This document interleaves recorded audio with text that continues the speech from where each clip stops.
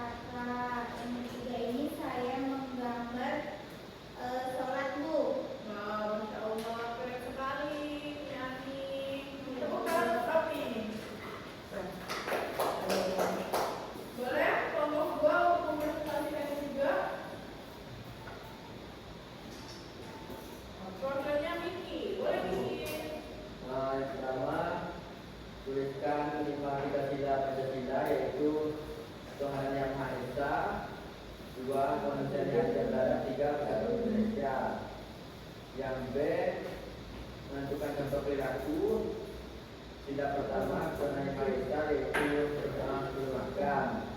Sila dua manusia yang adil dan beradab menolong teman. Sila ketiga bahasa Indonesia yaitu bermain sama teman. Baik selanjutnya menuliskan contoh perilaku. Tuliskan dua contoh perilaku. Dua nilai kondisi dari rumah yaitu gotong-royong di rumah dan beribadah dengan percaya masing-masing. Yang penting itu gambar apa maksudnya?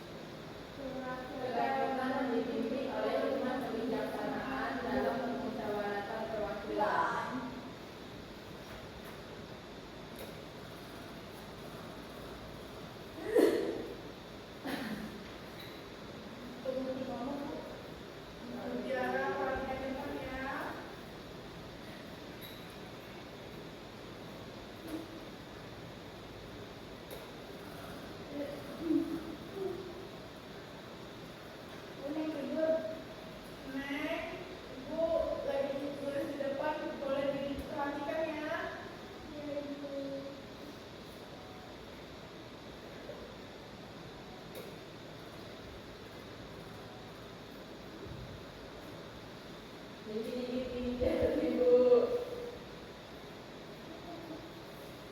Jangan kayak gitu dikit. Jorok.